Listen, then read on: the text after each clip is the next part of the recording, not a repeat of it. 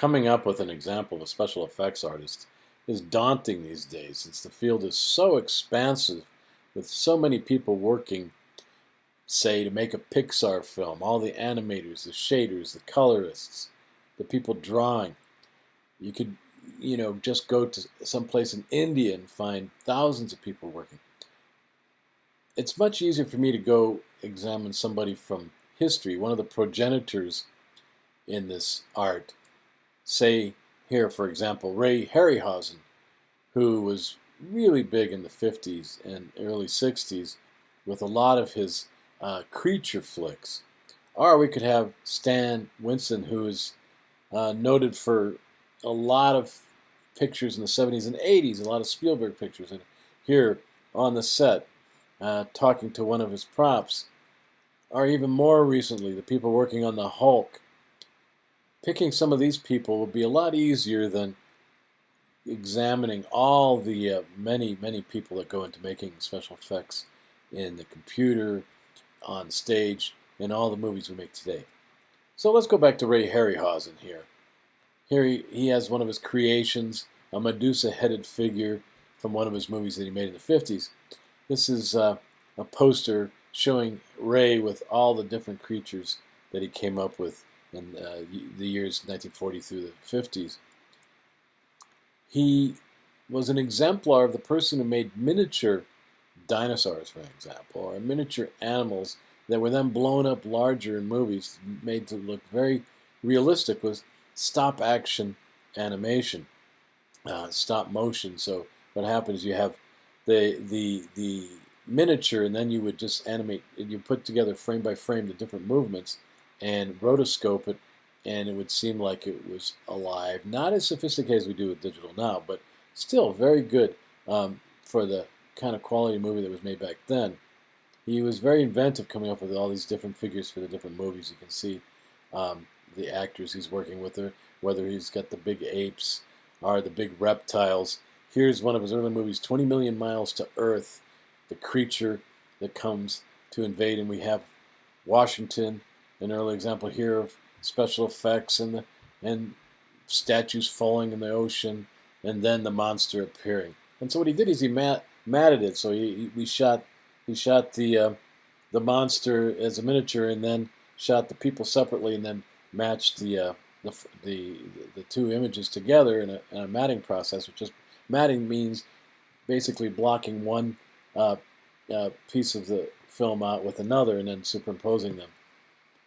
Here we have him looking at one of his little creatures, and we know if Ray Harryhausen is working with little Pegasus, it's soon to be then put into a movie like this.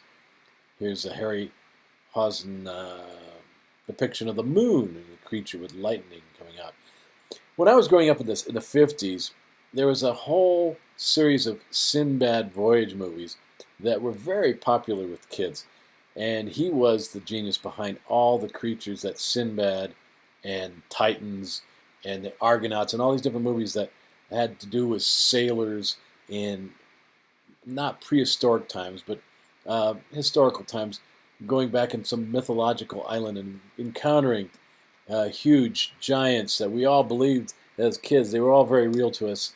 And so it worked fine in the movies. And we could see that it's almost like the Ulysses thing with the Cyclops. It was just taken off from that myth, but blown up larger with all the movies he made. Here's Gwangi, in the Valley of Gwangi, and another reptile who is enormous and dinosaur-like, coming into the modern day and wreaking havoc, precursor to all the Godzilla movies.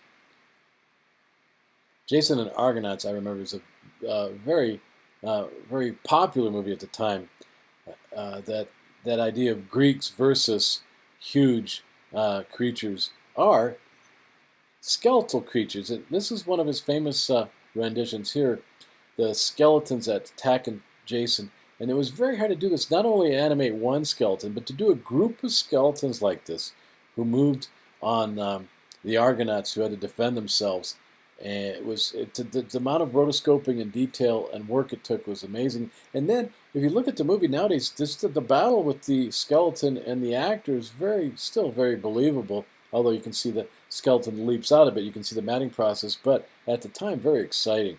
Any large creature intimidating something had to be a Ray Harryhausen development or picture.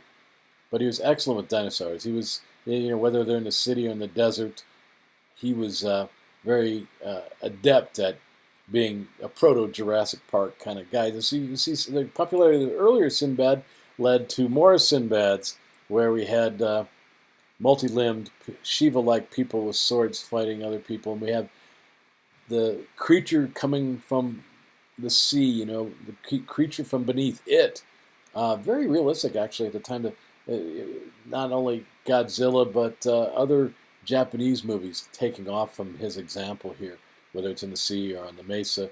And 1 million years BC, he went back to where his strength was in animating all these dinosaurs and the way they fight, and of course being captured, kind of like cowboys and aliens here, and put away in carts and taken away. But he was the person that really brought people into the super creature movies in the 50s and 60s.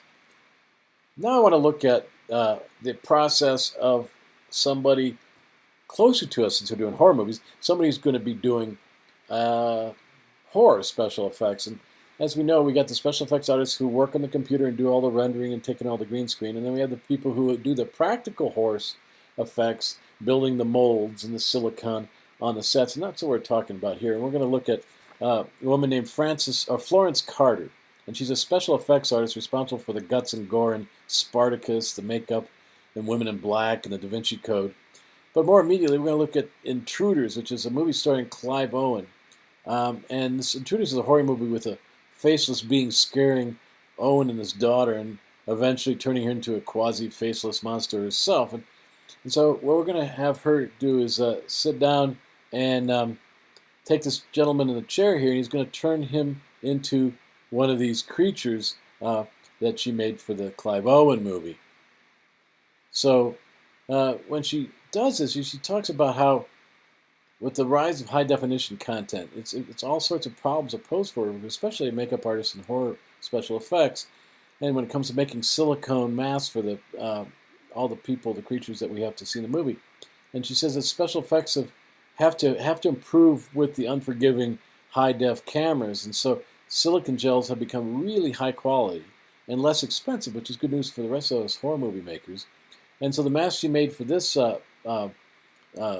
monster is a versatile silicone that's translucent and fleshy and warms to body temperature, allowing the actor to talk and move on the prosthetics. So you can see here she's laid it out in front of with a number of other faces beside it. But if you she sits down, takes this mask, and picks it up and slaps it on this guy's face.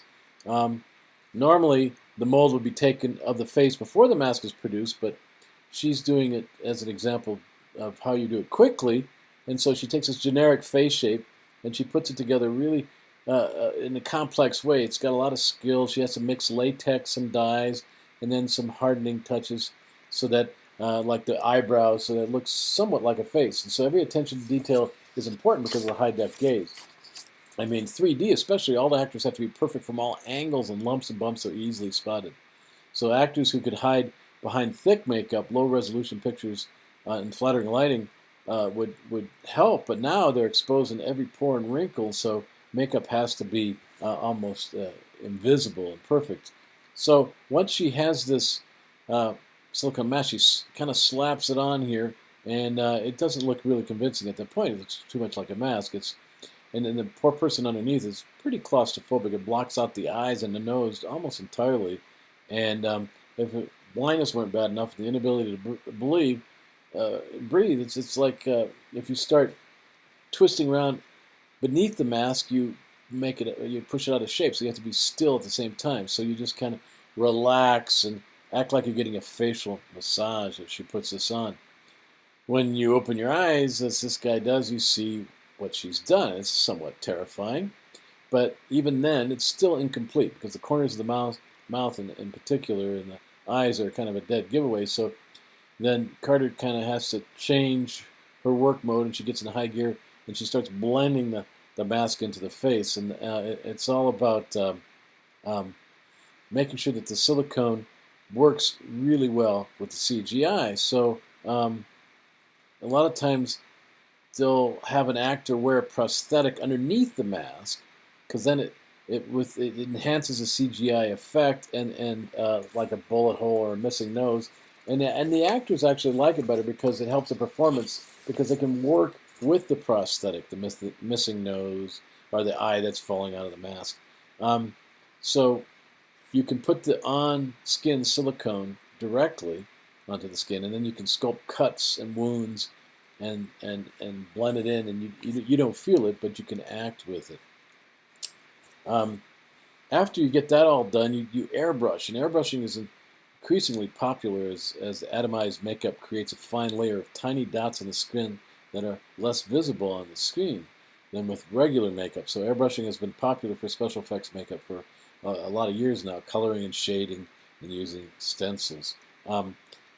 Black rings and plenty of smudging bring this whole effect together in a brief wig adjustment, and then they're ready to basically go. And now, once you've got that going, you're ready to act. It's fine. But the step after you've acted is, how do you take this thing off? You got to peel it off. And they say, imagine bikini wax in your face, and get a good idea what it's really like. So this guy grabs a corner and he kind of peels it, would be a nice way of saying it. It feels like you're taking Scotch tape and ripping it off, and then finally you can breathe again. And this is why I think anybody would know special effects artists who have great technique are in great demand.